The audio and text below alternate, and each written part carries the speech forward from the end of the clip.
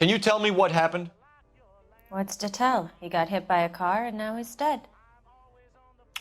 You don't appear to be too upset about the fact. Lester and I met on a furlough in '44. We got married that weekend. People don't understand it now, but that happened a lot back then. I see. So you probably did well to stick it out this long. What's that supposed to mean, mister? I think it's about time you left. I have someone here, I and beg your pardon?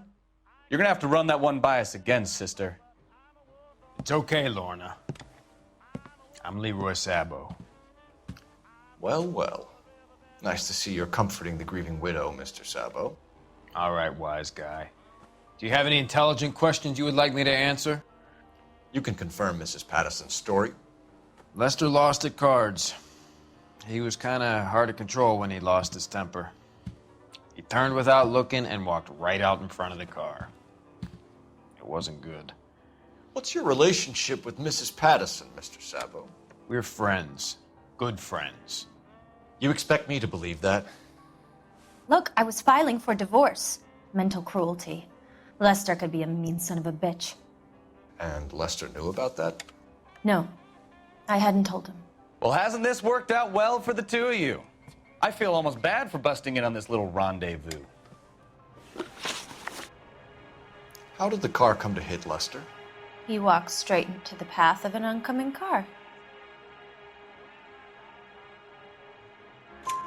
You expect me to believe that, Lorna? It's all very convenient. Gambling for Lester was like the needle for a hophead. He was yelling at me. He was yelling at the whole world. I kind of felt sorry for the driver. Poor guy had no chance. You were arguing in the bar and on the sidewalk? We were always arguing. So what? Admit it, you were baiting him, pushing his buttons. We can easily get the full story from the regulars in the bar. All right. Lester was playing cards out back. He lost, of course, and wanted back in. He suggested I earn the money on my back to get a mistake. That was the proposition he was putting to his so-called buddies. So maybe I was a little angrier than usual. Let's just say I took exception to his idea. The bartender said that you and Leroy were planning to go into business together. Can you explain how you'll get the money to do that? I have a little money saved away. You're being economical with the truth, Lorna. You want to back that up, little man?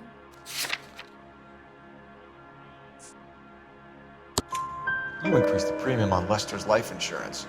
GI insurance policies have a $10,000 payout. It was Leroy's idea. Lester lived on the edge. He was always getting into fights, crap games, pinochle, you name it. Turns out it was good advice. It speaks to motive and premeditation, Lorna. You're forgetting the hit-and-run detective. You and Mr. Sabo have an interesting day. I'm sure we will, officer. Now, if you could both just leave. We're leaving, ma'am. Sorry for your loss. I can see what a tough time you're having with all this.